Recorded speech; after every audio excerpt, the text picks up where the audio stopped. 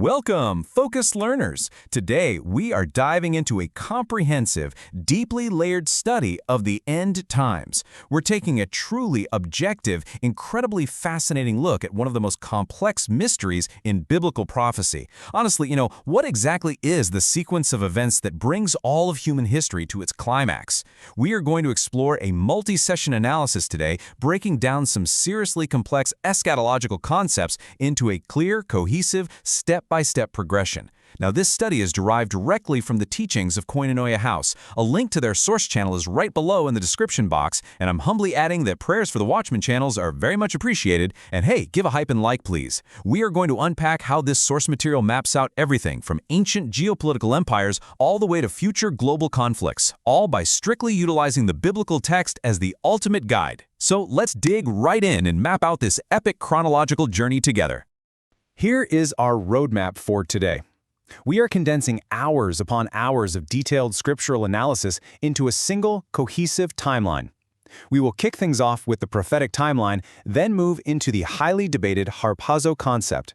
From there, we'll examine the rise of the Antichrist, break down the specifics of Daniel's 70th week, dive deep into the geopolitics of Babylon, and finally, we'll resolve the entire timeline with the second coming. Let's get started.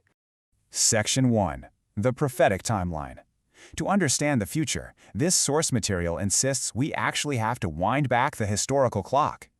Okay, the presentation points straight to Daniel chapter 9 as the absolute cornerstone of all prophetic study, both Old and New Testament. The source essentially argues that without this specific chapter, the rest of the timeline simply does not make any sense at all. It outlines a highly specific period of 70 weeks of years, which if you do the math translates perfectly to 490 years. According to this study, the first 69 weeks or 483 years are completely contiguous historical events. They began in the past with a royal decree to rebuild Jerusalem, and they concluded perfectly, literally to the exact day when the Messiah was, quoting the text here, cut off or executed. But right here is where the timeline becomes deeply intriguing, and honestly, it's quite staggering when you think about it. The clock just paused. It's like God clicked a prophetic stopwatch and stopped it from ticking. The source explains that a gap, a massive historical interval, was inserted directly between the 69th and that final 70th week. And that interval, well, it has lasted for roughly 2,000 years. This is the exact period of history that you and I are living in today. The 70th week, which is a final unfulfilled 7-year period, is completely separated from the first 69 weeks and is just waiting out there in the future to be triggered.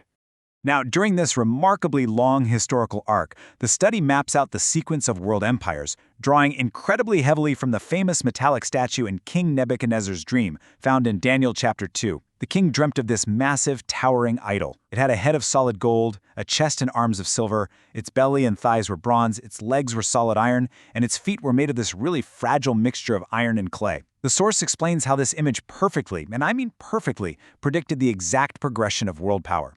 It moved from Egypt and Assyria to the golden head of Babylon. Then it passed to the Medo-Persian Empire, then to Greece under the command of Alexander the Great, and eventually to the crushing, brutal iron legs of the Roman Empire.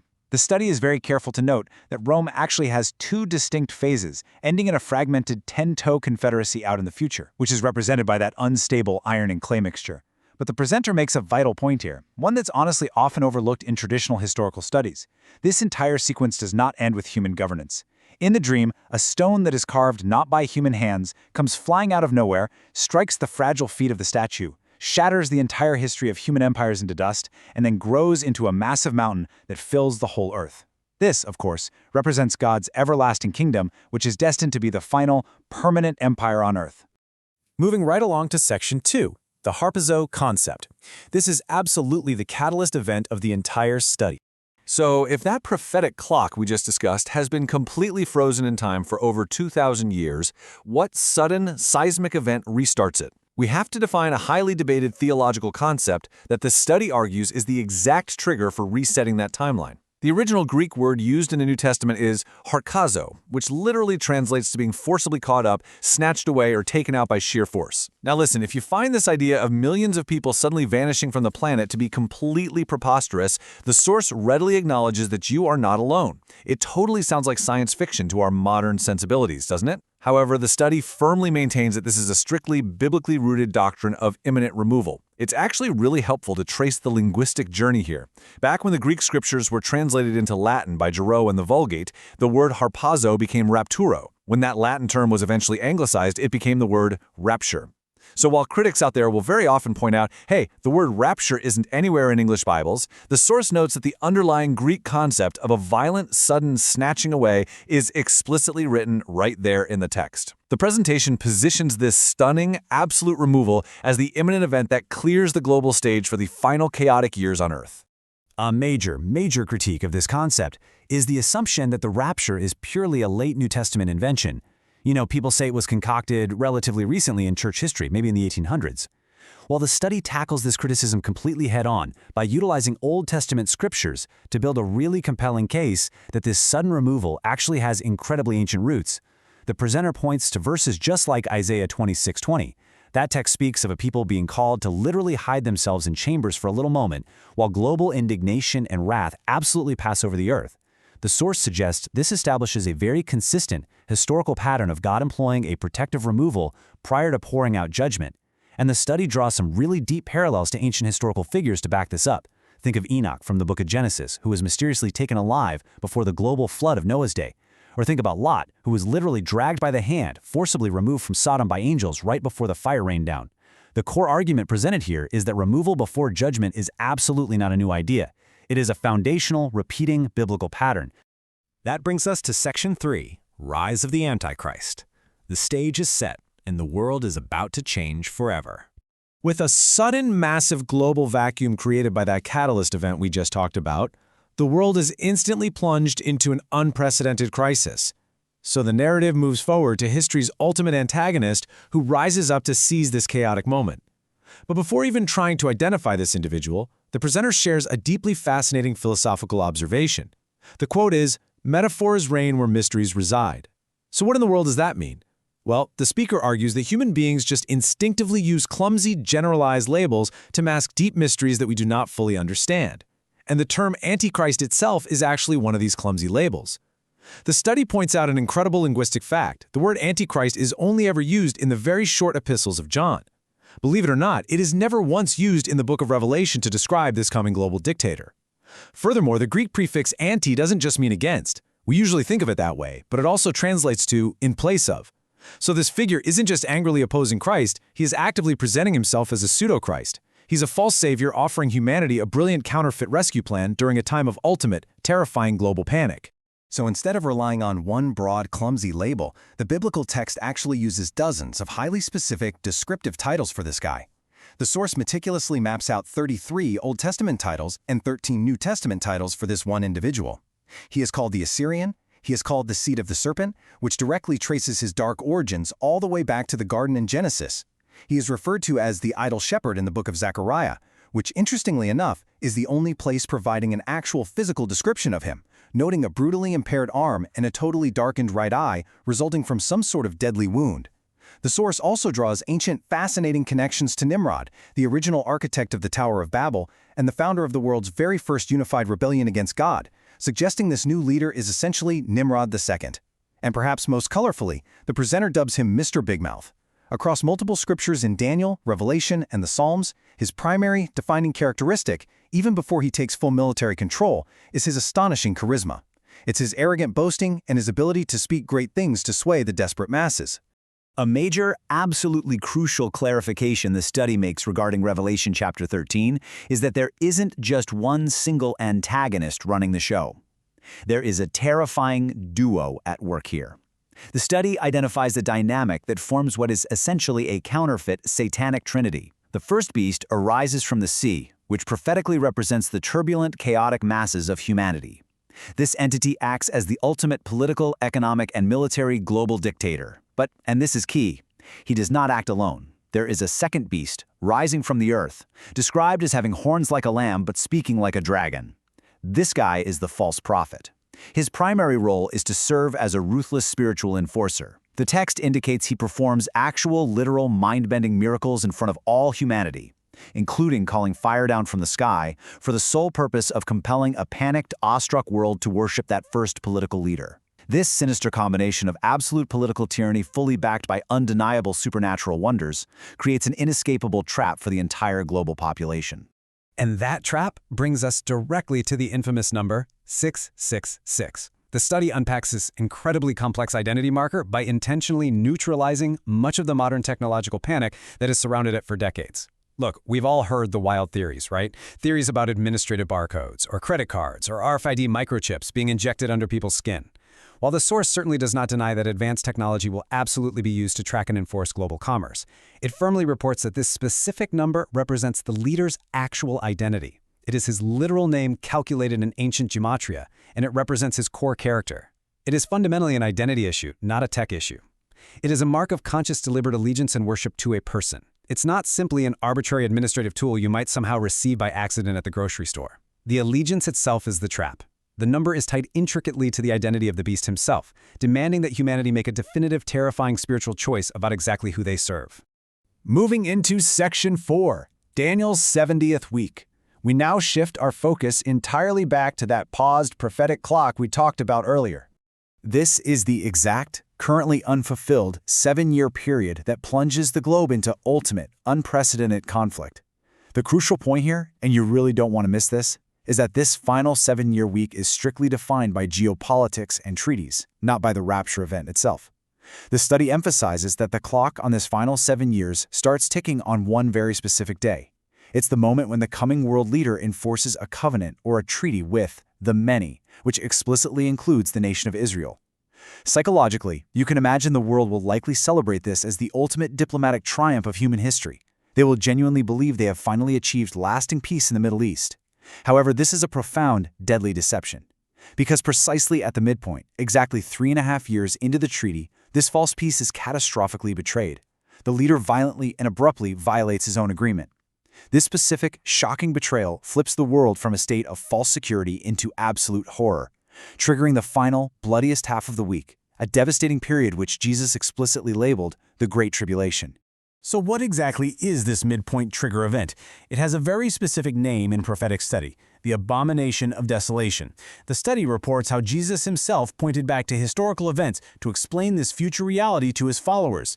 The source draws heavily on the deeply offensive historical actions of a cruel Syrian leader named Antiochus Epiphanes way back in the year 167 BC. Antiochus made a treaty with the Jewish people, abruptly broke it, marched into the Jewish temple, and committed the ultimate act of desecration. He slaughtered a pig right on the sacred altar, set up a pagan idol to the Greek god Zeus directly within the Holy of Holies, and forced the priesthood to consume the unclean meat. It was horrific. The study presents this past historical event as a dark, remarkably precise foreshadowing. It perfectly models exactly what this coming world leader will do in a newly rebuilt temple in Jerusalem out in the future. It's an act of supreme arrogance that serves as the undeniable starting gun for the Great Tribulation. To firmly cement the literal, non-allegorical nature of this terrifying period, the study emphasizes the absolute mathematical precision of the biblical texts. The second half of the 70th week, that Great Tribulation, is described across both the Old and New Testaments in multiple, highly specific, mathematically interlocking ways. Sometimes it is called 3.5 years, sometimes it is called 42 months, and sometimes it is explicitly, down to the very day, called 1,260 days. The presenter notes that the text has essentially locked this timeline down into nanoseconds for a very specific, deliberate reason, to completely prevent future readers and theologians from allegorizing the numbers away. The source insists these numbers absolutely cannot be brushed off as poetic metaphors for some long, vague era of church history. They are literal, uninterrupted, 24-hour days of global turmoil that can be counted precisely from the exact moment that peace treaty is broken. Section 5. Geopolitics and Babylon. How does all of this ancient, dusty prophecy translate into actual, modern, global warfare? Let's examine the explosive geopolitical landscape encompassing the modern Middle East. The study draws a really sharp, vital contrast between two distinct, impending conflicts that a lot of analysts mistakenly blurred together into one event. On one side, we have the Psalm 83 Confederacy. The source interprets this as Israel's immediate inner ring neighbors. These are countries that actually share physical borders with Israel. Their explicit, localized motive is burning generational hatred. They seek the total, immediate annihilation of Israel, attempting to literally wipe them off the map entirely. But on the other side, we have the massive Ezekiel 38 Magog Invasion. This involves a much broader outer ring of massive international superpowers. And their motive is entirely different. They are not acting out of localized border disputes or neighborhood hatred. They are coming specifically to take massive economic spoil, plunder, and resources, very likely oil, gas, or mineral wealth. The study suggests a fascinating sequence of events here. The localized Psalm 83 conflict might happen first. If Israel decisively wins that border war, it creates a wealthy, highly secure, expanded Israel. And ironically, that very wealth and security is exactly what then tempts the outer ring of massive superpowers to launch the Magog Invasion. It's a geopolitical domino effect. Now this brings us to what just might be the most highly intriguing and honestly surprising hypothesis presented by the source. Think about this for a second. The study argues that the ancient city of Babylon, located right there on the banks of the Euphrates River in modern-day Iraq, must be literally and fully rebuilt. Now, why on earth would they say that? Because the ancient prophets Isaiah and Jeremiah predicted an absolute, sudden, cataclysmic destruction of Babylon. The text says it will be destroyed just like Sodom and Gomorrah. Its building materials will never be reused, and not even a shepherd will rest his flock there ever again. But the presenter notes a crucial historical fact. This sudden, total destruction has never historically occurred. Ancient Babylon was never violently overthrown in this manner. It simply atrophied and decayed slowly over centuries, to the point where Alexander the Great even died there. Therefore, the source logically concludes that to fulfill the absolute integrity of biblical prophecy, literal Babylon must rise to economic and global power once again in the future. Furthermore, the study links this to a truly bizarre vision in the book of Zechariah of an ephah, which is a symbol of a wicked global economic system, being physically relocated back to its ancient origins on the plain of Shinar, setting the ultimate stage for its final prophesied doom. Mind-blowing, right? And finally, Section 6, the Second Coming. All of this chaos, all the geopolitics, and all the ultimate betrayal builds to one final resolution. To fully clarify the timeline and bring it all together, the presenter highlights the stark, defining contrasts between the Harpazo event we discussed at the very beginning and the globally witnessed Second Coming at the very end. They are not the same thing. In the Rapture, Christ comes strictly for his own people, meeting them privately in the air, and the earth itself is not actively judged at that exact moment. It is fundamentally a rescue mission. Conversely, at the Second Coming, Christ comes with his own translated saints, returning physically and visibly to the earth. The prophecy explicitly states his feet will actually touch the Mount of Olives. Every single eye on the planet will see him, and the rebellious earth is immediately and definitively judged by overwhelming military force. The study treats these not as a single blurred event, but as two distinct, radically different phases of his return, completely separated by the unparalleled darkness of the 70th week. The Second Coming brings sweeping, absolute changes that finally, decisively end human self-governance. The study summarizes that the 70th week climaxes in the ultimate military chaos of the Battle of Armageddon. Millions of global troops gathered in the Valley of Megiddo are abruptly interrupted by Christ's physical return from heaven. The false prophet and the political dictator are immediately defeated and cast straight into judgment. Furthermore, Satan himself is physically bound, completely unable to deceive or influence the surviving nations of the world. The staggering, bloody geopolitical chaos of human history is instantly replaced by the millennial kingdom. The source describes this as a literal, 1,000-year reign of absolute global peace, perfect ecological restoration, and flawless, righteous governance on earth, finally fulfilling all the ancient kingdom promises made to Israel. It's the ultimate reset. We conclude this study today with a deeply provocative thought, posed directly by the source.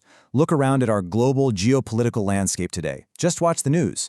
The presenter challenges the audience to consider the sheer, overwhelming volume of prophetic text dedicated to this one specific, tiny future window of time.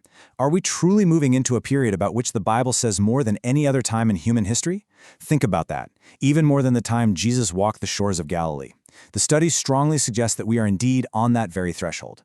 It is a staggering claim that challenges you and me to look at the massive scale of these ancient prophecies, compare them to the rapidly accelerating events in our modern world, and encourages absolutely everyone to dig deeper. Do not take this lightly. Please investigate the source material linked below in the description for yourself. Thank you so much for joining us on this deep dive.